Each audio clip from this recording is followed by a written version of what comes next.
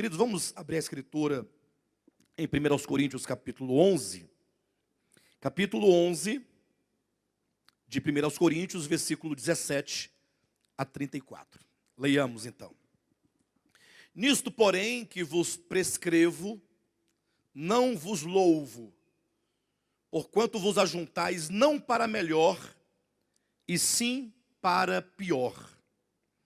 Porque antes de tudo, estou informado haver divisões entre vós, quando vos reunis na igreja.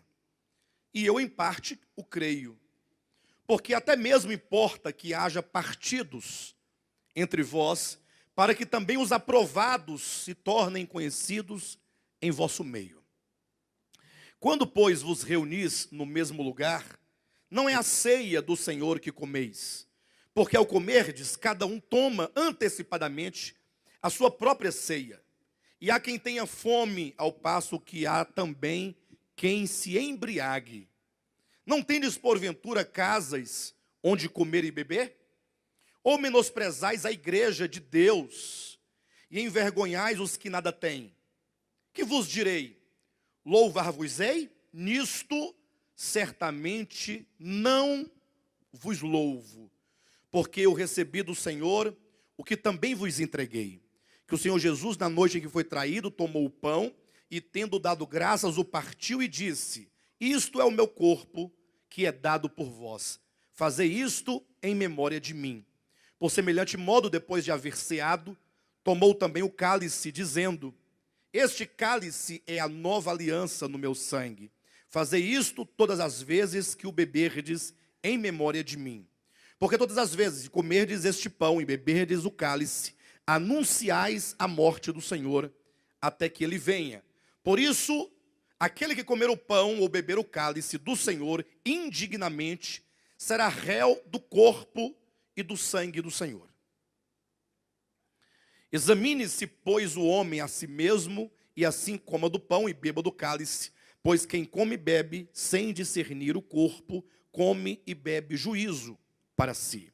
Eis a razão porque há entre vós muitos fracos e doentes, e não poucos que dormem.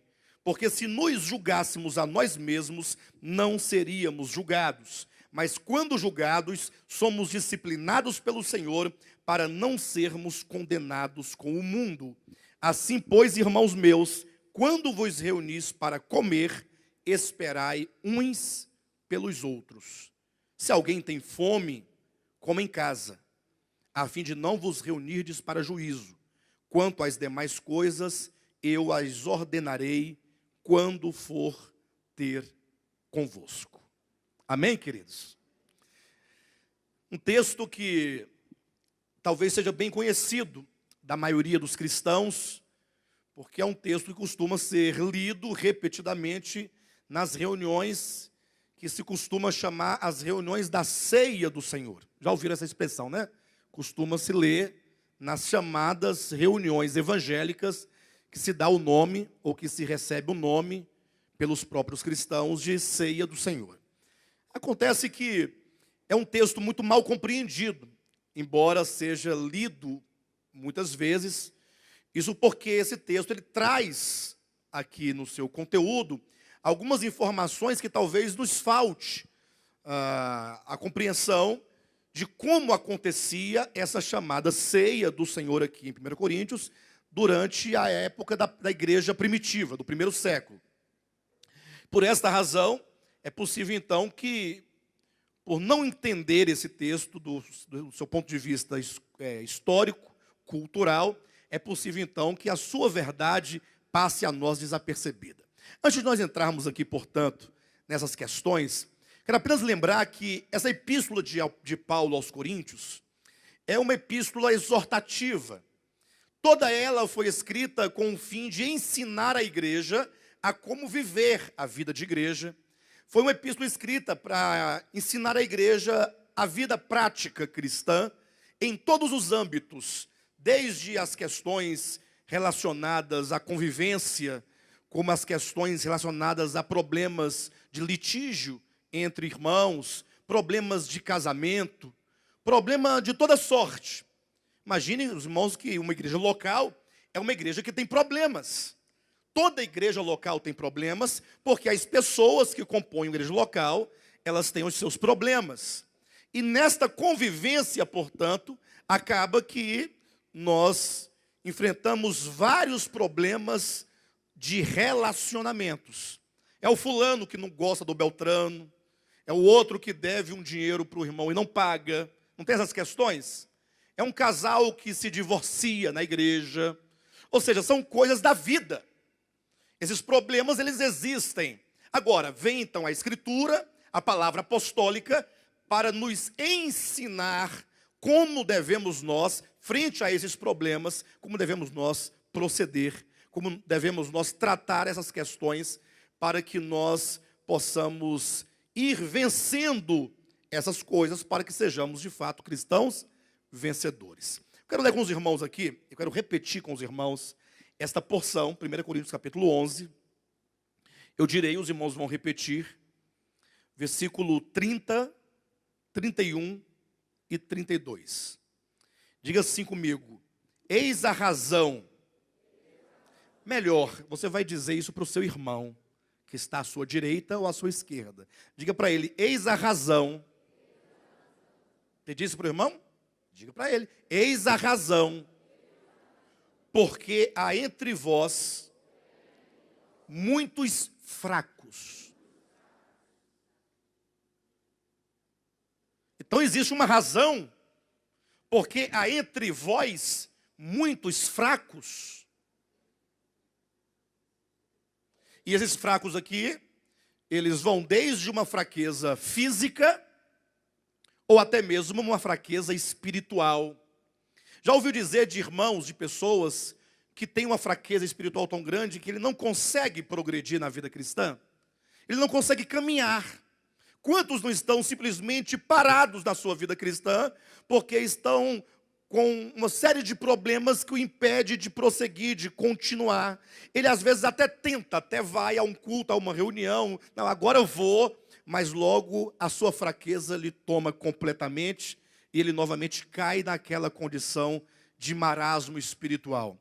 Então, continue dizendo para o seu irmão: eis a razão, porque há entre vós muitos fracos e doentes. Que interessante. O apóstolo Paulo vai nos falar por que existem entre nós tantos doentes. Doentes fisicamente. E não poucos que dormem. Pode falar para o seu irmão: há entre vós muitos fracos e doentes, e não poucos que dormem. Ou seja, que já morreram. Está ouvindo, Dila? Eis a razão, porque há entre vós muitos fracos e doentes, e não poucos que dormem. Continua dizendo para o seu irmão assim: porque se nos julgássemos a nós mesmos, não seríamos julgados. Ou seja, de duas uma: ou você se julga a si mesmo, ou você será julgado. Você não vai escapar desse juízo, ou desse julgamento. Versículo 32, continue dizendo assim: mas, quando julgados, somos disciplinados pelo Senhor, para não sermos condenados com o mundo. É lógico, esse texto me veio ao coração, dentro dessa série que estamos ministrando, O Reino de Deus está dentro de vós, porque nós estamos buscando uma experiência do Reino de Deus.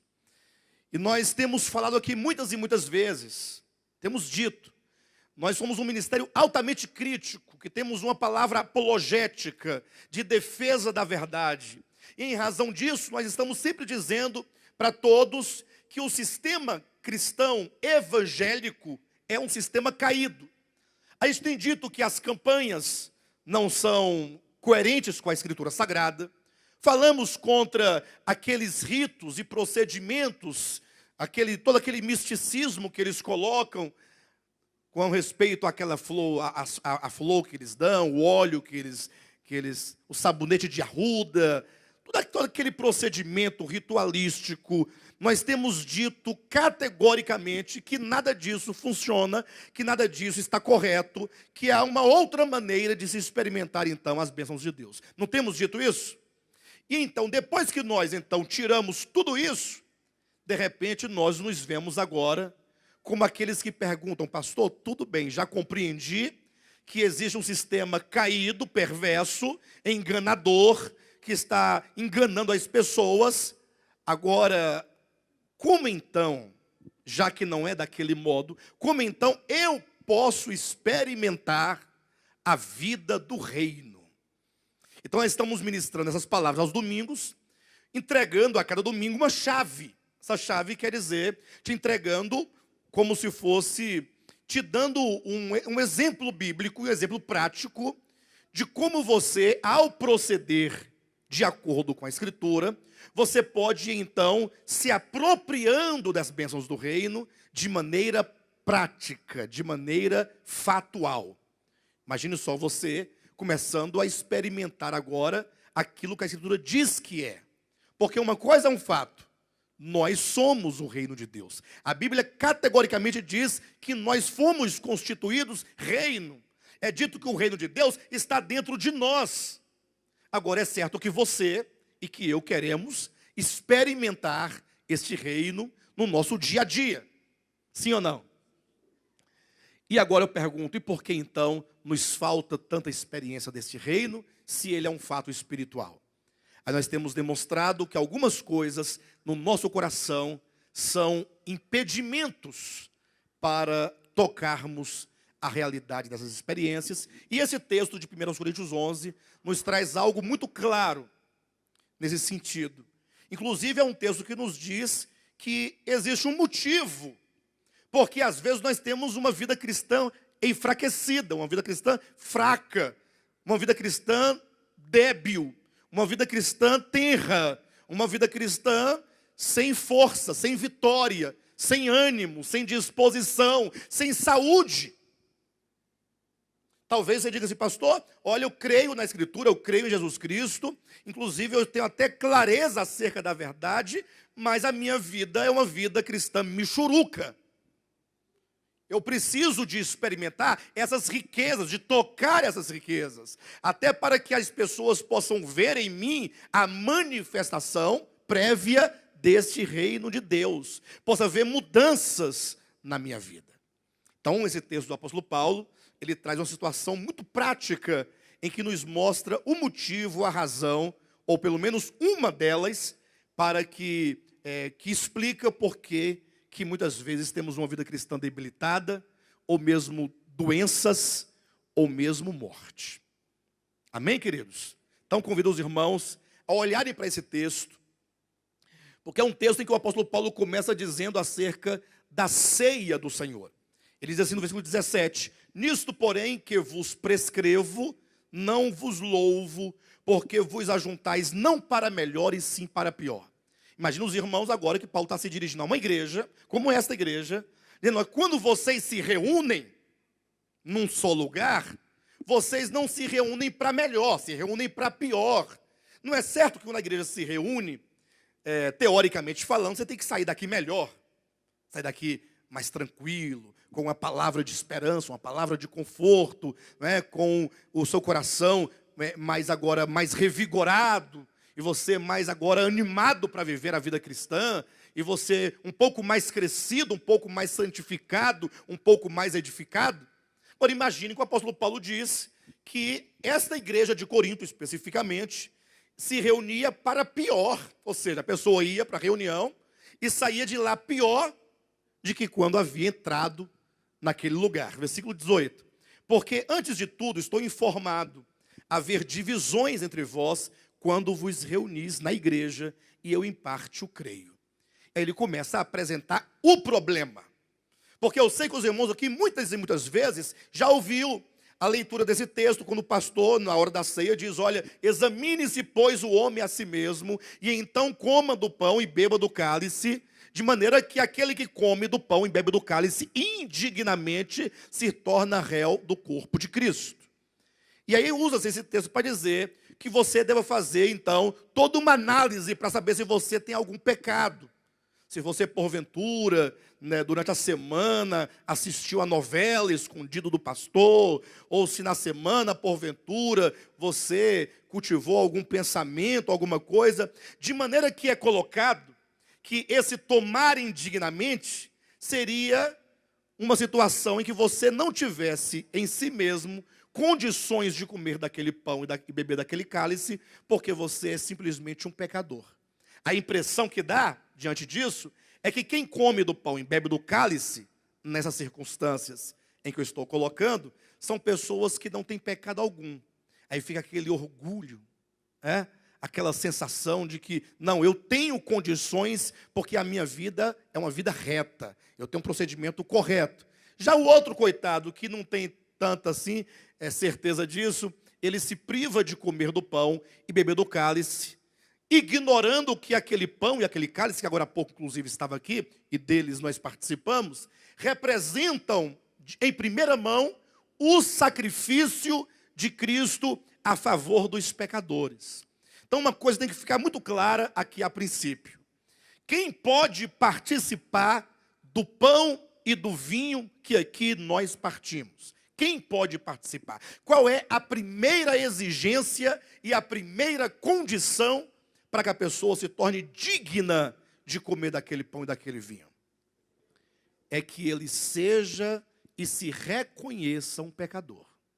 Então vou dizer para você, se você não é um pecador, porque você tem uma vida tão santa e tão justa, e você confia tanto na sua própria justiça, você não está qualificado para comer do pão e beber do vinho.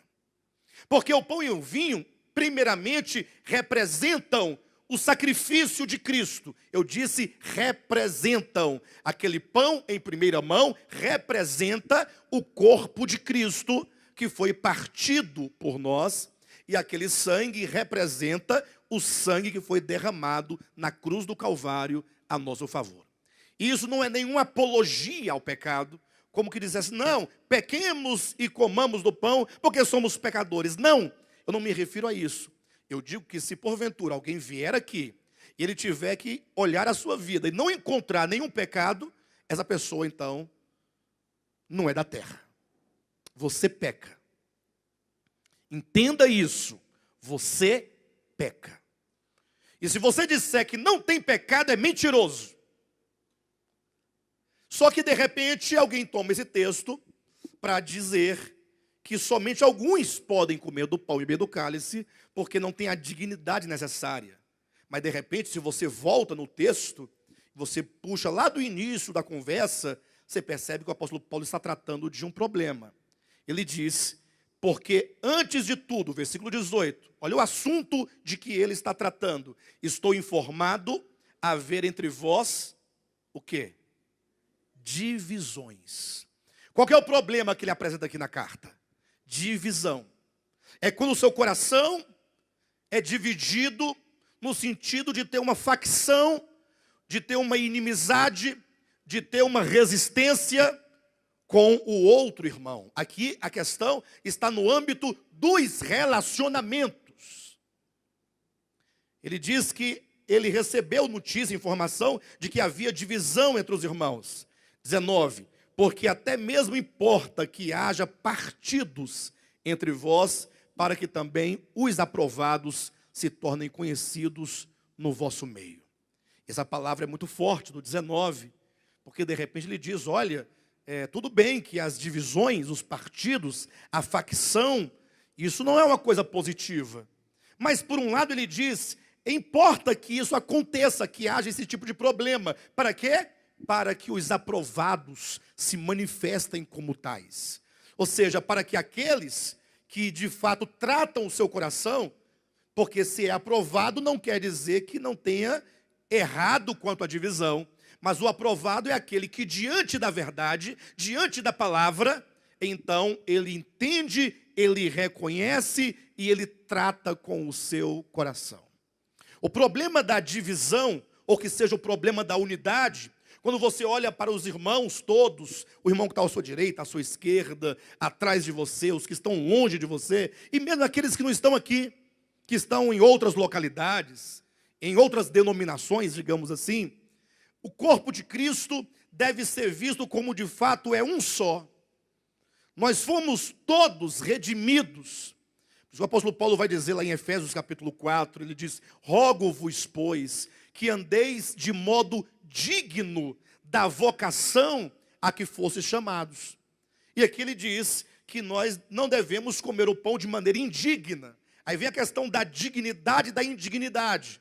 Efésios 4 ele vai dizer que a maneira de nós andarmos de modo digno dessa vocação é nós tendo ou desenvolvendo a consciência, primeiramente, de que há um só Deus. O que significa isso? Quem sabe? Quando Paulo diz que nós devemos andar de modo dignos, de modo que a primeira coisa que devemos nós nos conscientizar é de que há um só Deus. O que ele quer ensinar com isso? O que ele quer ensinar com isso? Já sei, ele quer ensinar contra a idolatria. Não é isso? Se só há um Deus, então não há outros deuses. É isso que está ensinando? Sim ou não? A primeira coisa de que ele nos conscientiza: há um só Deus. Ele quer nos ensinar contra a idolatria? Quem acha que é? Quem acha que não é? Simples, queridos. Pegue Efésios capítulo 4. E ali ele vai dizer: olha, rogo-vos, pois, irmãos, que andeis de modo digno da vocação a que fostes chamados. Então, quem aqui foi chamado por Jesus Cristo? Aumentou o número, né? Tudo bem. Você que foi chamado, sabia que há uma maneira digna de se andar? Pastor, a maneira digna é o seguinte: as mulheres não podem andar de calça, os irmãos não podem andar de short. É isso que é maneira digna? Infelizmente, isso foi colocado ao longo de muito tempo, que andar de maneira digna seria andar de burca e evitar qualquer ambiente que porventura não fosse gospel. Mas a mentira do diabo e dos diabos. O fato é que quando diz andeis de modo digno da vocação, ele diz de modo que vocês se esforcem. Olha, se esforcem por manter a unidade do Espírito no vínculo da paz. E aí ele vai dizer que esse esforço que devemos nós fazer para termos essa unidade de espírito, essa unidade de mente, essa unidade de coração, ele dá as razões, porque só tem um Deus. Ou seja, não pense você que você tem um Deus seu, diante do qual você comparece, e aquele irmão do seu lado de quem você não gosta, tem outro Deus diante do qual ele comparece. Não é verdade que a pessoa, às vezes, quando tem um grande problema com algum irmão numa assembleia, ele muda de igreja? Não acontece isso? Por que prefere mudar de igreja? Não, porque eu quero ficar longe daquela criatura. Eu não quero nem ver aquela criatura. Eu não quero me deparar com aquela criatura. Ainda justifica dizendo, não, é para evitar problemas. Não, o problema está aí no coração. O problema não é espacial, não é geográfico. O problema é no coração. Então, se só há um Deus, então, diante do mesmo Deus ao qual eu compareço, meu irmão também comparece. O Deus é dele e meu. Aí ele vai dizendo, há um só Espírito. O mesmo Espírito do qual você participa, eu também participo. Por que então que eu vou desprezar a você? Há um só Deus, há um só Espírito, há uma só fé, há um só Senhor. Ou seja, tudo é único, é comum a todos. A questão aqui não está no número, está no fato de que o Pai, o Filho, o Espírito, a esperança, a fé, a redenção, todas essas bênçãos, elas são comuns a todos nós. Por isso que Paulo diz aqui que ele está escrevendo para tratar um problema de divisão, porque há partidos no meio da igreja. Havia corações que estavam simplesmente inclinados a desenvolver um tipo de relacionamento com uns em detrimento de outros. E como é que isso estava acontecendo aqui em Corinto? Veja o versículo 20. Quando, pois, vos reunis no mesmo lugar, não é a ceia do Senhor que comeis. E aqui começa um elemento novo para nós, do ponto de vista cultural, histórico. Embora muitos ao lerem aqui pensam o quê? Eles pensam que essa ceia aqui é o partir do pão. Os irmãos querem uma prova dentro do texto que essa ceia, aqui ele faz referência, não é o partir do pão? Querem ver? Olha o versículo 25. Por semelhante modo, vírgula, tomou também o cálice, dizendo. É isso aí, olha na sua Bíblia. Por semelhante modo, vírgula, tomou também o cálice. Quando foi que ele distribuiu o cálice? Então, a ceia já havia acabado?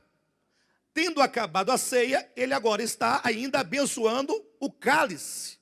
E ainda distribuindo o cálice. O que implica que a ceia não pode ser a distribuição desse cálice. Perfeito? Olha o que vem antes aqui. Versículo 23. Porque eu recebi do Senhor o que também vos entreguei, que o Senhor, na noite em que foi traído, tomou o pão. Vamos remontar essa história aqui dentro do Evangelho. Abra sua Bíblia rapidamente em Mateus capítulo 26. Olhe na sua Bíblia o que diz. Enquanto comiam. Está na sua Bíblia desse modo? Tem alguma versão que diz enquanto ceavam? Alguma versão que diz enquanto ceavam? Nenhuma? Alguma que diz alguma coisa diferente de enquanto comiam? Todas dizem enquanto comiam? Todos? Amém. Então diz, olha, enquanto comiam, vírgula, tomou Jesus um pão e abençoando-o, o partiu e o deu aos seus discípulos, dizendo, tomai e comei, isto é o meu corpo. A seguir, tomou um cálice e, tendo dado graças, o deu aos discípulos, dizendo, bebei dele todos. Eu pergunto, em que momento Jesus abençoa e distribui o pão? Em que momento Jesus abençoa e distribui o cálice? De acordo com o texto de Mateus 26. Enquanto comiam. Enquanto comiam o quê? É a pergunta. Enquanto comiam o quê? Ou seja, eles estavam comendo alguma coisa, e durante este comer alguma coisa, enquanto comiam, Jesus então, ele abençoa o pão, abençoa o cálice e distribui o pão e o cálice. Quando você vai para 1 Coríntios capítulo 11, ele vai dizer assim no versículo 20, quando, pois, vos reunis no mesmo lugar, não é a ceia do Senhor que comeis, porque ao comerdes, cada um toma antecipadamente a sua própria ceia, e há quem tenha fome, ao passo que há também quem se embriague. Ou seja, eles comiam, a igreja de Corinto comia, e comia tanto que tinha irmão que ficava com fome. E outros bebiam tanto vinho que tinham outros que não bebiam nada, enquanto os que bebiam muito se embriagavam. Eu pergunto, será que esse comer aqui e esse beber aqui ele faz referência é esse pãozinho e esse vinhozinho que nós tomamos aqui hoje? Os irmãos percebem que aquilo que nós estamos praticando não é exatamente o que está sendo dito neste momento aqui? Essa ceia a que faz referência, eu vou explicar para os irmãos. Quando Jesus, pela primeira vez, ele estabeleceu o partir do pão, é esse tendo dado graças, partiu o pão e disse, é esse tendo dado graças e disse, isto é o meu sangue, o pão e o vinho. Quando ele fez isso, lá em Mateus 26, os irmãos podem ler o capítulo do início, vai ser muito claro, eles estavam comendo a ceia da Páscoa. Ou seja, era comum para o povo de Israel que a cada ano, na noite da Páscoa, eles fizessem ali, reproduzissem simbolicamente o mesmo que aconteceu no Egito, quando Deus os tirou de lá naquela noite, quando eles fecharam as portas e comeram o cordeiro assado com ervas amargas. Então, eles estavam naquele momento, Mateus 26, comendo essa ceia da Páscoa, que nada tem a ver conosco.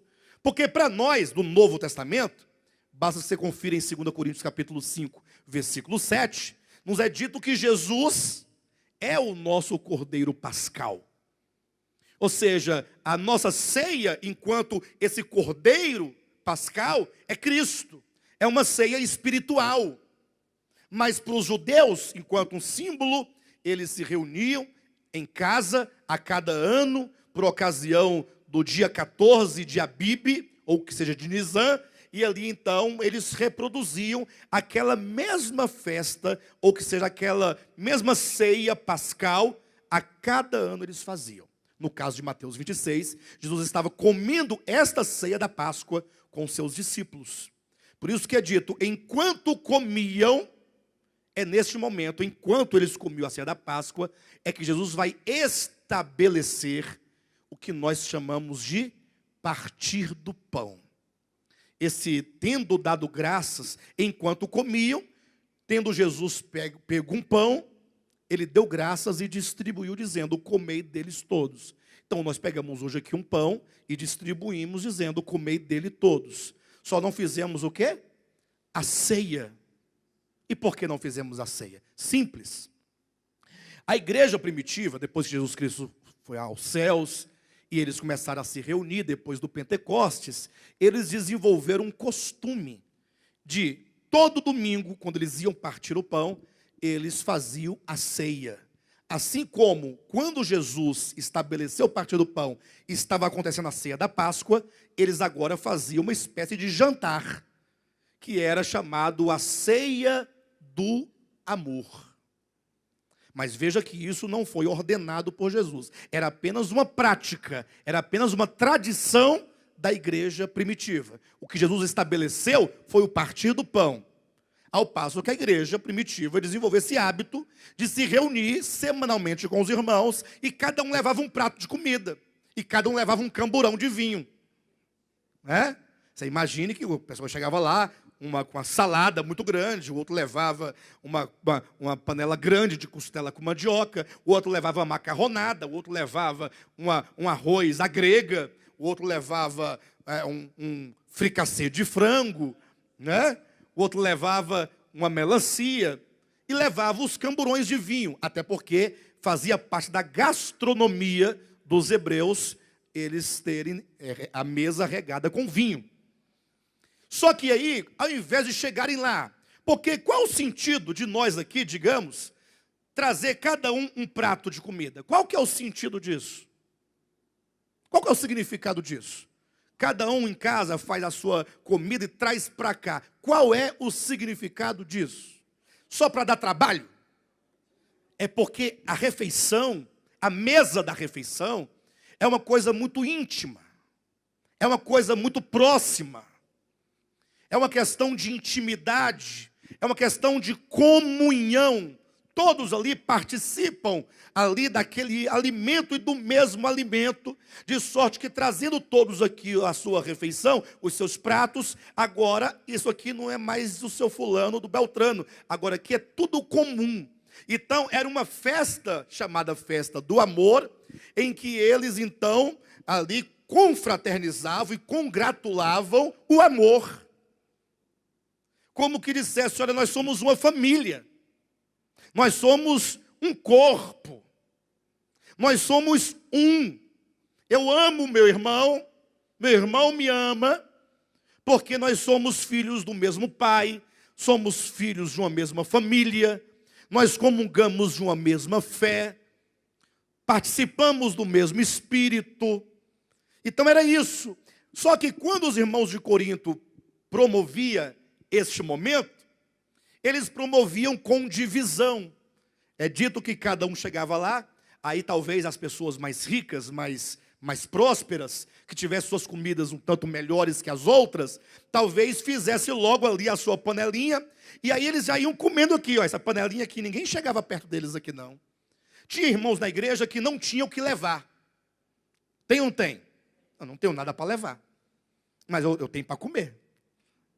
Meus irmãos vão levar, eu vou comer o que eles levarem. Mas eu não tenho nada para levar, porque talvez não tenho dinheiro, por causa de um desemprego, por causa de uma dívida, por causa de alguma coisa que lhe aconteceu, ou que lhe está acontecendo.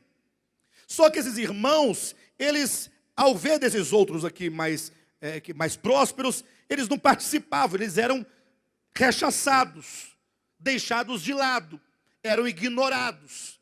Havia essa divisão no coração. Ou talvez não fosse exatamente por isso. Talvez alguém não quisesse comer a comida do pastor Giovanni, ou não queria se assentar à mesa com ele, porque eu tenho um problema com ele. Já imaginou? Um exemplo, aqui o irmão Oséias, digamos, tenha um problema de ordem pessoal com o pastor Giovanni.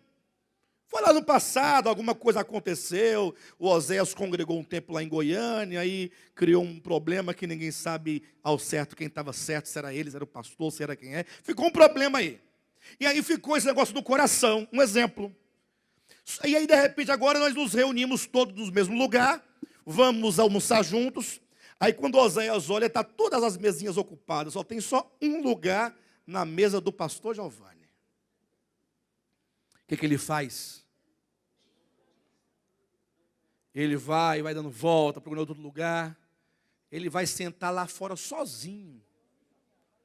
Porque não pode compartilhar o mesmo lugar que o pastor Giovanni.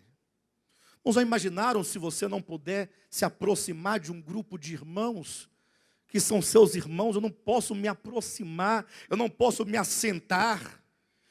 Ou talvez porque até que eu gostaria de fazê-lo, mas é porque o outro não vai gostar que eu me assente lá. Isso é um problema grave de coração. Essa era a divisão que estava acontecendo aqui em 1 Coríntios, ou na igreja de Corinto. De sorte que ele diz, olha, eu não posso louvar essa igreja com tal coração, ou com tal disposição de viver divisões, partidos, facções. E aí, meus queridos, neste ponto, lógico, aqui se tratava de uma divisão que se manifestava no momento que nós não temos aqui. Ou talvez tenhamos, né? O almoço vamos fazer agora há pouco. Mas como esse almoço ele é feito à parte, a reunião acaba, teoricamente falando, né? E nós vamos almoçar, outros vão embora. Mas essa situação se repete em muitos outros ambientes, seja eles quais forem. Não importa se é somente no ambiente de comida, é no âmbito dos relacionamentos. Imagine só, pensa você, que de repente você tem um problema com um membro da sua família, digamos. E aí você está congregando, está todo feliz, você está na igreja e tal. Aí essa pessoa acaba se convertendo a Jesus Cristo. E aí resolve congregar na sua congregação. Como é que nós lidamos com isso? E aí nós muitas vezes cultivamos essa questão no coração, essa divisão. Às vezes porque você simplesmente não vai com a cara. Às vezes não aconteceu nada. Não tem nenhuma rixa, não tem nenhuma intriga, não tem nenhum problema, nenhum litígio efetivo. Mas é porque você não consegue engolir a cara daquela pessoa. Porque essa cara não dá certo. Já viram a cara do Tiago? Com aquela barba dele? E aí logo eu julgo o irmão pela mera aparência.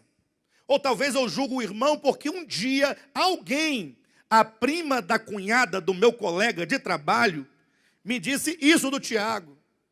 E eu nunca tinha visto o Tiago. No dia que eu vi, minha memória foi lá naquele dia, e eu lembrei do que ela disse, então, já está sentenciado. Só vê o que a prima da cunhada da colega do meu trabalho falou.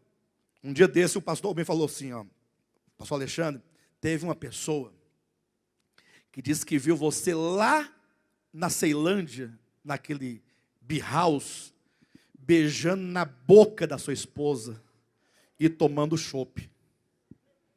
Falei, então me viu beijando na boca? É. Falei assim, e aí? Porque parece que beijar na boca é um crime. Vai ver que essa pessoa essa pessoa tem muitos anos que não beija na boca da mulher dele. E não sabe que a mulher dele está morrendo. Mas ele quer falar do outro que beija na boca. Eu falei assim, ele não viu, foi nada. Ele não viu. Se ele visse, pastor Giovanni, ele ia morrer. Os irmãos entendem a questão? Mas é porque tem um indivíduo que ele tem que arrumar um jeito de falar qualquer coisa do outro. Ele tem essa necessidade de denigrir a imagem, de rebaixar, de falar mal, de criticar. É porque ele precisa. Eu dei apenas um exemplo banal, mas isso acontece 24 horas no mundo inteiro no meio dos cristãos. Porque se houver um verdadeiro amor no coração, profundo, sentimento pelo outro, respeito,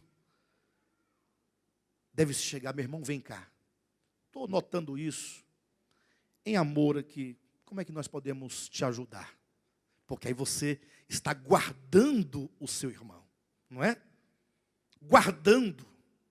Mas não, há corações que têm problema de partidos, de divisão, de disputas. Disputas. E isso tem que ser tratado profundamente.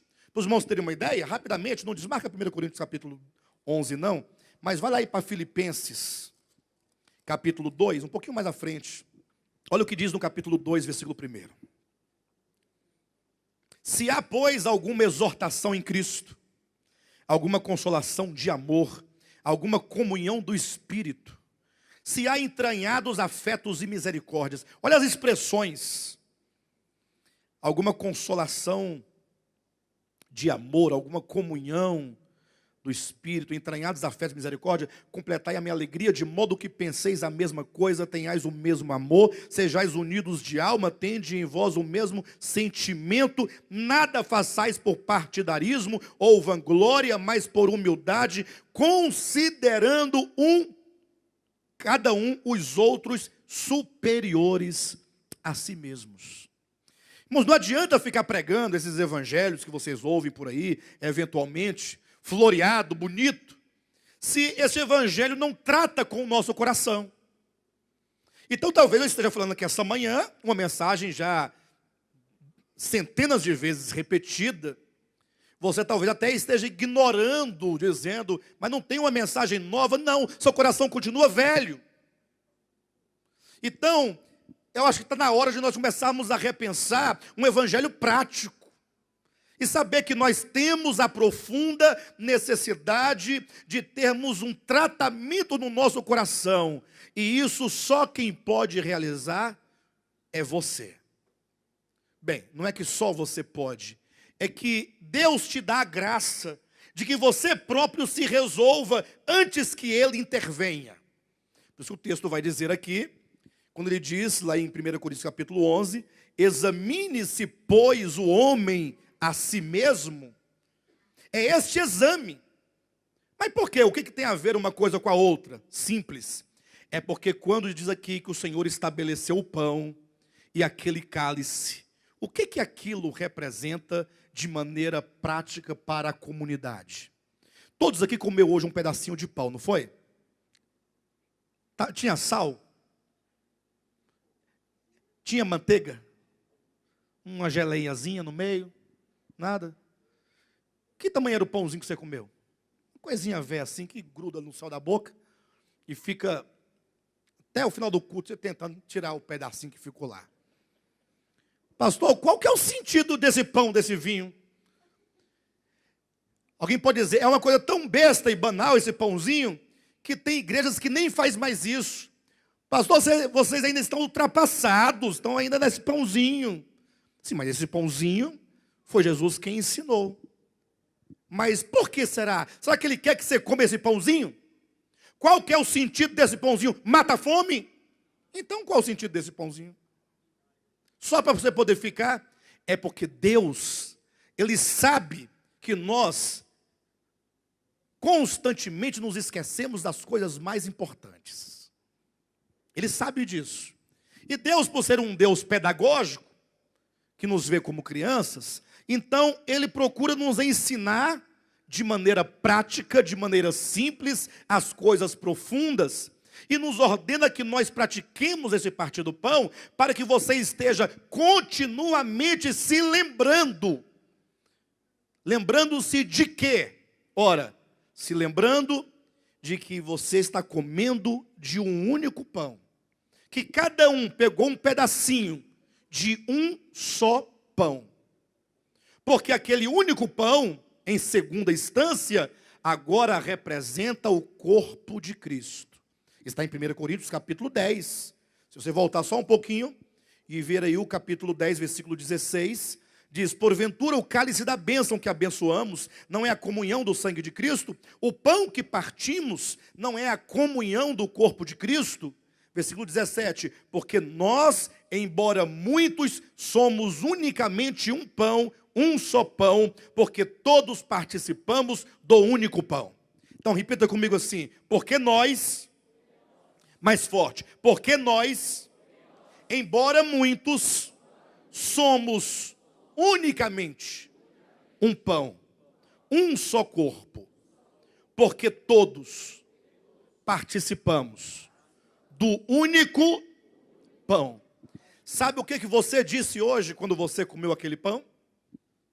Quando você pegou aquele pãozinho e você comeu, você estava dizendo: eu sou um com todos vocês.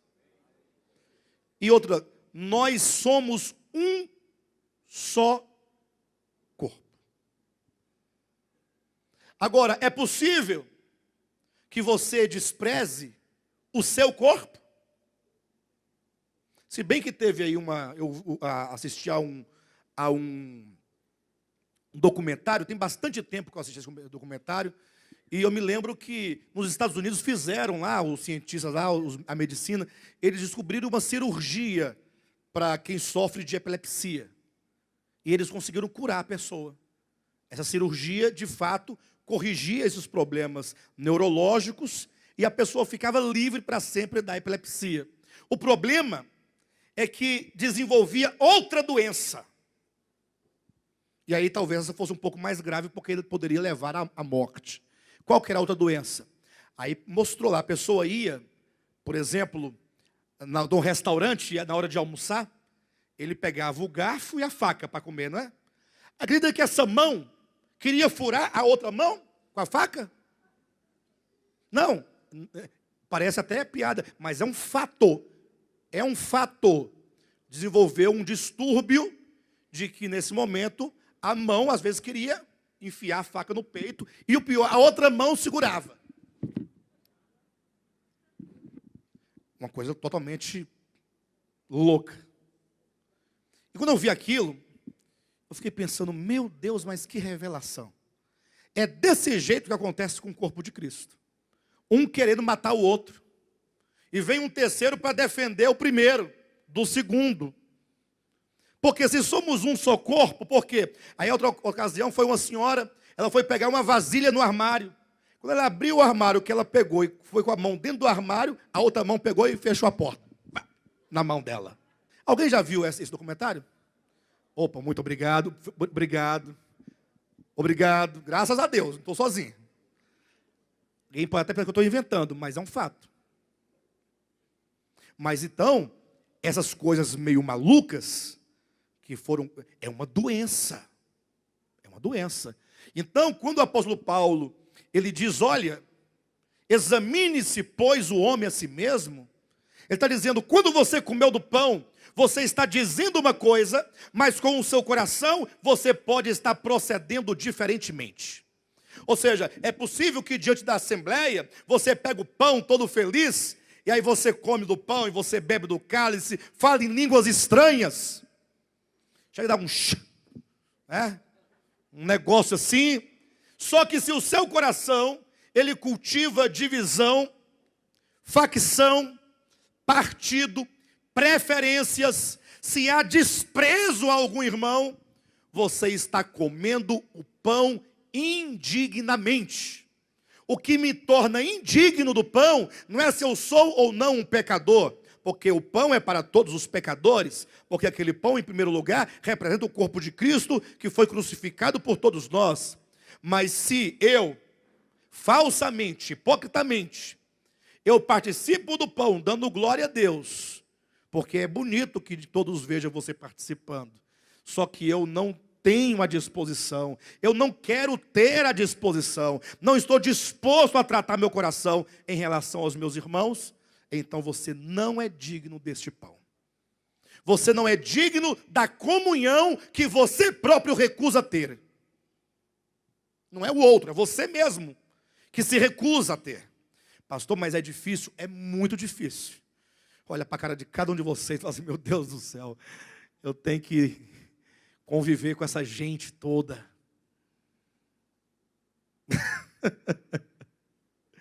Gente de todo tipo, cada um tem um cheiro diferente.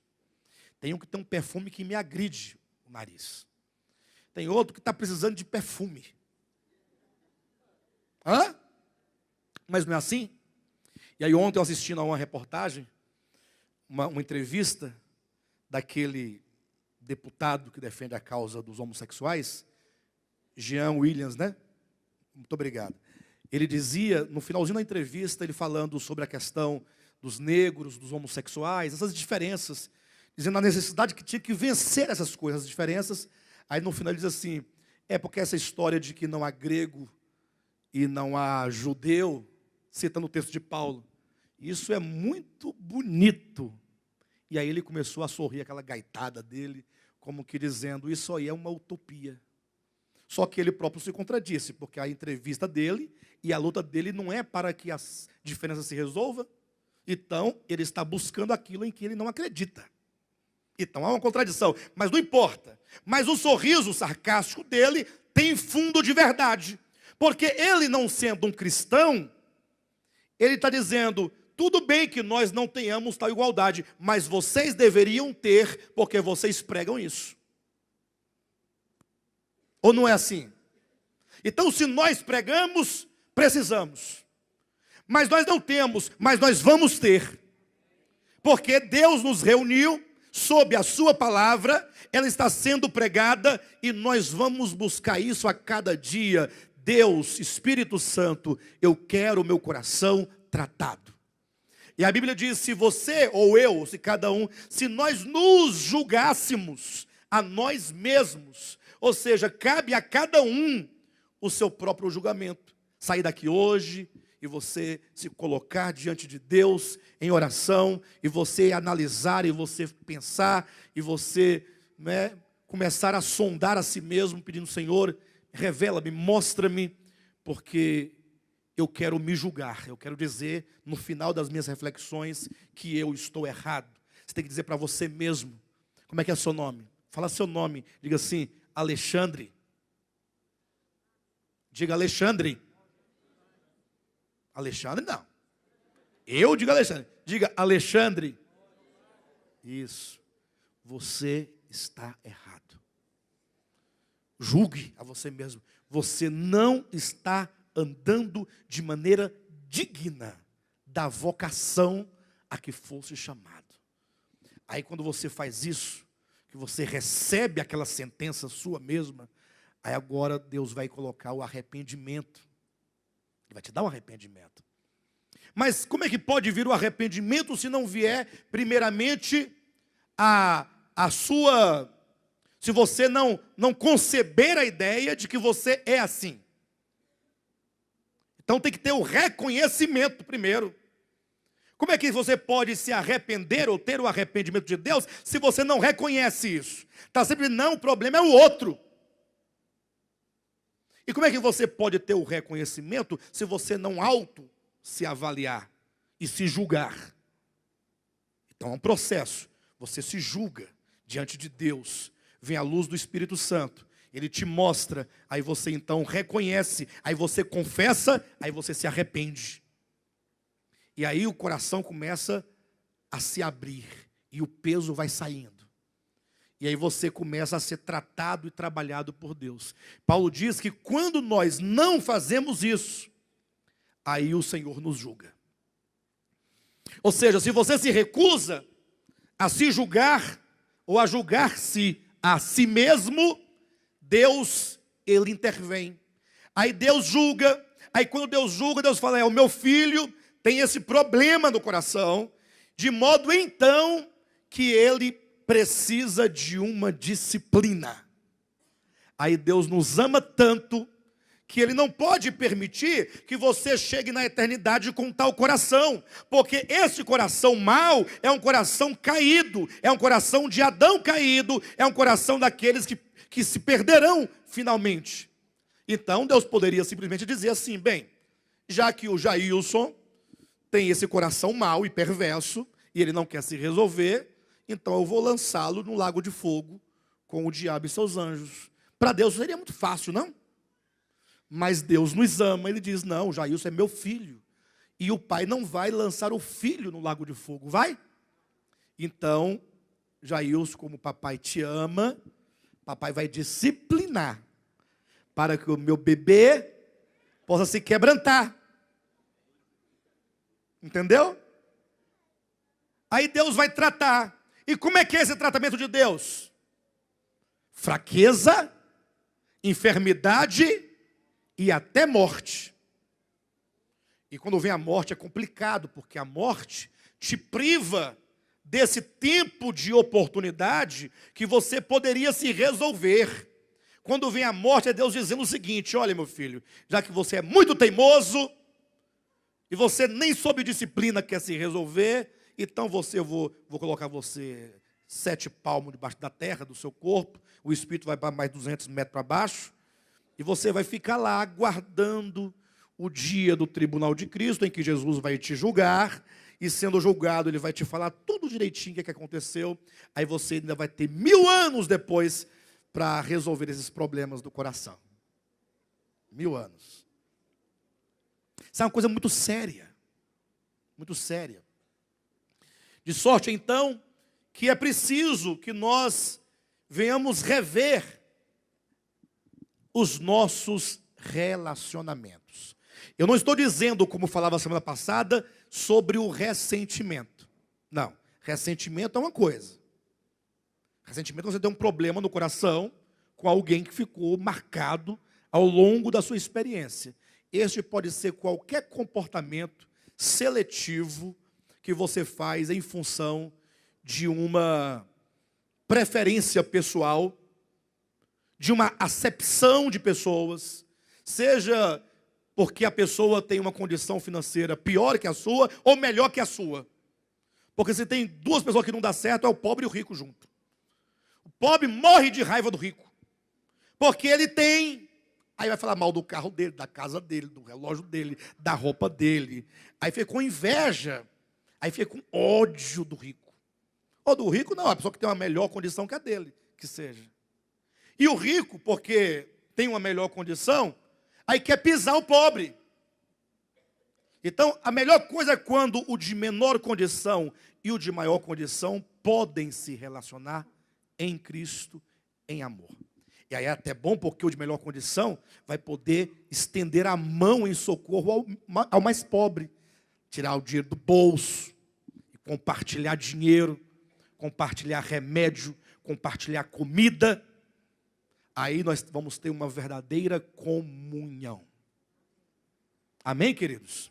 Eu quero confessar aos irmãos que essa aqui seria a minha introdução, porque o que eu queria pregar de fato foi o texto que eu pedi para o pastor Josué ler do início, Mateus capítulo 3, porque era para lá que eu iria falar acerca de como se produz este pão. Esse único pão, porque nós estamos no âmbito da doutrina.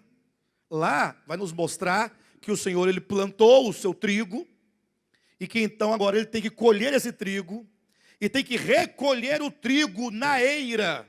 Os irmãos sabem o que é eira? Eira? O que é eira? Seara? O que é eira? Os irmãos sabem o que é lagar? Lagar. Lagar é o lugar onde se pisa as uvas para produzir o vinho. É o lugar em que você produz o vinho. Eira é o lugar onde você bate o trigo para tirá-lo da casca. Para você poder tirar o grão, deixar o grão em condições. A eira é o lugar onde se tira a palha, onde se malha o trigo. Então é dito que como o Senhor planta esse trigo, que somos nós, Ele colhe esse trigo, leva para a sua eira. A eira é a igreja do Senhor, onde agora Ele vai tirar as cascas. Cada um de nós, enquanto um grão de trigo, estamos cheios de casca, e tem que tirar essa casca de todos nós, para ficarmos aquele grão bonito. E quando você tiver aquele grãozão branco, bonito, mais lindo. Você pensa assim, estou pronto. Ele diz, não, você ainda é um grão ao lado de outro grão. E eu não quero grão com grão, eu quero uma fina flor de farinha. Então vamos pegar todos os grãos e vamos passar para o moedor, para que ninguém seja ninguém e que todos sejam todos. Aí quando sai aquela farinha, que você não sabe mais qual é o grão, porque está tudo junto, misturado. E quando tiver aquela farinha bem fina, que não tem mais quem é quem, porque ficou uma coisa só, ainda assim precisa ser feita uma massa e tem que ser levado ao forno, para que por fim se torne aquele único pão para o deleite de Deus, para o prazer de Deus e dos homens. Não é uma coisa maravilhosa? Esse processo é o processo de santificação, é o processo de disciplina. É por isso que nós temos que entender que a nossa vida, e cuidado com isso, para você não ficar sempre buscando um responsável pelos teus problemas. Você está cheio de problema, está cheio de espinho na carne, está cheio de disciplina de Deus e está colocando a culpa na Dilma, a culpa no Lula, que já saiu do governo, mas continua na tua vida, não consegue sair. A culpa é da sogra, é do cunhado, é do vizinho, é do patrão, é da esposa, é do marido, é do filho. E você nunca se vê como a causa e como o magnetismo de atração de todas essas mazelas. Você não vê. Aí você, enquanto estiver nessa situação, você nunca vai sair da disciplina. Porque você nunca reconheceu isso. Aí você tem que entender que você, tudo bem, você é um grão, glória a Deus, mas um grão cheio de palha. Aquele grãozão velho, todo. Nem parece que é grão. Aí o Senhor vai tirar essa palhinha sua. Ele bate, a palha vai saindo. Você vê aquele grão meio assim, mas é grão. Daqui a pouco ele vai burilando o grão, passa ali, aquele grãozão bonito. Você pensar que está bom, agora vamos moer. É a parte principal, ou melhor, não é a bem principal, é o fogo, né? Ainda tem um forno. Mas ainda vem a parte, uma das melhores partes, né? Que é o moer, o triturar, o quebrar, o destruir, o aniquilar. Para que você perca a sua identidade egoísta. A identidade de velho homem, de ambição, de inveja e de partidarismo. Aí você, e nós, todos nós, né? Eu, vocês, todos nós, aquela farinha bonita, já é um bom processo. Depois também que saiu do forno também, maravilha. Então eu ia discorrer tudo isso, ia falar alguma coisa, mas acredito que já deu para os irmãos saberem, em suma, que nós precisamos do Senhor. Mas não é coisa só do Senhor. Precisamos de nos posicionar e de tratar isso. Portanto, examine-se o homem e a mulher a si mesmos. Amém?